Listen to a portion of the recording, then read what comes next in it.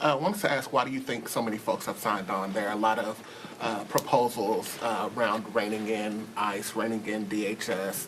Why do you think that impeaching the secretary is something that has rallied so many members of the caucus towards the effort that you're pursuing? I just feel like enough is enough. We've been working on this for a little while. This wasn't just a knee-jerk reaction, because of course they've been in Chicago, for so very long. And I know other colleagues are working on other parts, and I believe that people will join, with those colleagues too. But I just think that people are sick of it, and anyone can answer the question because they've signed on. I could add that public sentiment is everything. We are watching the polls. The American people are upset. They didn't sign on for this. The most fundamental principle and value for the American people is fairness and humane policies, not beating the shit out of people, especially vulnerable women and children. Let me just say that while everybody is vulnerable, I can attest to the fact that the Latino community, as chair of the Congressional Hispanic Caucus, has been disproportionately targeted, to the degree that even in Minnesota, where there is a clear intent to go after the Somalian community, the vast majority of the people arrested are Latino men. For that reason, I will be going Friday to Minnesota, as I went to Chicago for the shadow hearing there. Para que todos sepan, la comunidad latina está desproporcionadamente afectada por este asalto. En Minnesota, la gran mayoría de personas que son arrestadas son hombres latinos. En Chicago, también la gran mayoría de personas arrestadas son latinos. En Nueva Orleans, in New Orleans, the people targeted are workers from Honduras that went to New Orleans to rebuild the city after Katrina. So this is a hit job against Latino communities. And let me tell you, people are regretting, many folks are regretting their last vote and turning around. And so I would like to stress that, because I think that's an important factor. Well, I can just speak to my constituents in Minnesota. We are being terrorized by Homeland Security and ICE and Secretary Kristi Noem's orders in the state of Minnesota right now. And let me be clear, I'm from a swing district in Minnesota.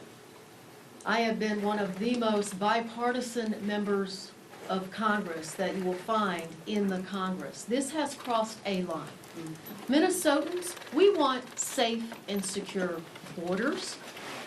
We want violent criminals to not be in our community, but this is not what we signed up for. This rogue agency is violating the rights of immigrants. It is violating the rights of American citizens in our communities. And last Wednesday, the violation of those rights, the escalation by ICE in our communities, got Renee Good killed.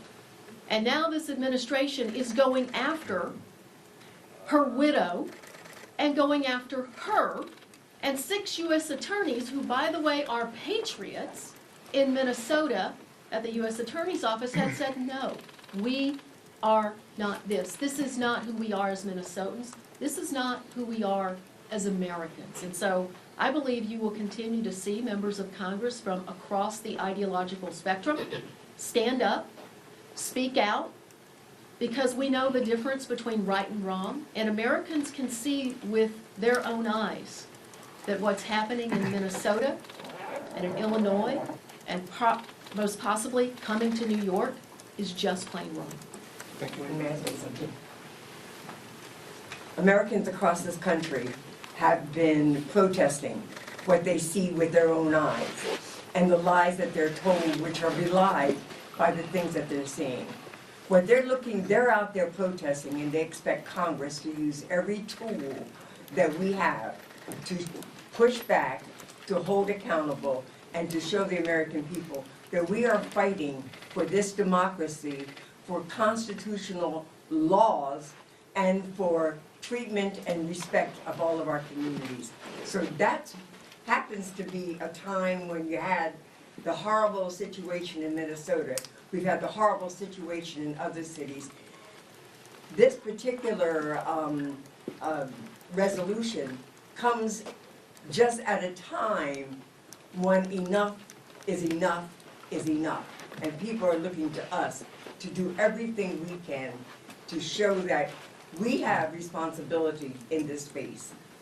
Also, I wanted to say that I've gotten phone calls, and I know my colleagues have too, from constituents, but from people from across this country. People I do not represent, people in different states encouraging what we're, trying to do. The other thing is, you asked me about Leader Jeffries, that we have concentrated so much on, the cost, affordability, and healthcare, and I never want to detract from that. But when you think about it, and we work with many different people and committees, but this is affecting people's healthcare. This is affecting affordability. When I think about Chicago and people afraid to go to work, when I think about restaurants that don't have as many people coming to eat there, when I've heard stories about people afraid to go to the doctor, afraid to take care of their health because they're afraid to come outside. I had a town hall meeting in a grocery store, and people told me stories how they're just simply afraid to go outside, whether it's shopping, whether it's going to work, whether it's going to healthcare, to their healthcare needs. So this is affecting, it's widespread. It's widespread. I'm not good at this, so. When you think about impeachment, obviously there's a numbers game that's involved with that. If you put the merits of your resolution aside and think about just that numbers game of getting passage in the House and conviction in the Senate, is this more about sending a political message right now or previewing the playbook for Democrats should you take back the majority? Or what's sort of the impetus? Is it just striking the moment with current events? For me, and others can answer, it was like Congresswoman Bonnie Watson-Coleman said, enough was enough, and I just feel like we need to use every tool in our toolbox. If we do nothing, nothing will happen.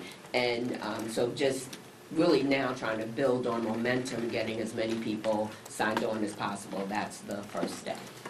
If I can just add, we cannot be cynical at this moment. We have to stand up for our country, and if we are cynical that nobody's going to join or we're not going to get it passed, nothing happens. And we proved that with the ACA extended premium, or the premium tax credit extension. People thought that there was no way that we would pass that in the House, and we have to continue to message what's right. The American people can see what's happening is wrong. They want us to act. I had a town hall in less than 24 hours where standing perpetual applause for impeaching Kristi Noem. Like, the people want us to do something, and that's our job. You talk about using every tool in the toolbox. If this effort does not gain enough momentum, what other options are House Democrats considering? There's been a lot of talk of defunding ICE through the appropriations process, also abolishing ICE. What options are on the table? Well, actually, I think at this point, all options are on the table. We just have to see, what's going to work, and we have to have, more discussion around it. But yes, I've heard conversation around that too. But those are all tools in the toolbox that we have to look to. I'm hoping, maybe I'm an optimist, but I'm hoping against hope that when she sees, as people have talked about, the momentum, the public, the polls that are so much against what she's doing, that she will realize that she's a public servant and that she's serving the American people, and the American people do not like what she's doing or what they're seeing. Thank you. The situation in Portland's been brought up. When we talk about this, when, DHS side of the story is that the individual involved driving the car was a member of Tren de Aragua, or believed to be a member of Tren de Aragua. They're alleging that the driver weaponized their vehicle against law enforcement. Is it okay to be lumping these cases together, consider that Renee Nicole Good was not a member of a gang, and does that hurt the effort at all?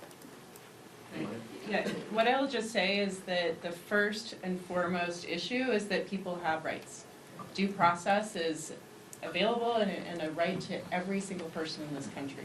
You do not become the executioner because somebody is driving away. And that is absolutely a principle that our law enforcement in Portland has really been very intentional about rebuilding trust in the public right now. So these sorts of lawless activities undermine trust with our public officials, our law enforcement agencies that really are doing the right thing. So I think it's important that people get their day in court, that they are prosecuted if they are criminals. This is the same issue when Abrego Garcia was taken to El Salvador. It is a right to be able to prove your innocence or be found guilty in a court, and that is what these folks are not getting.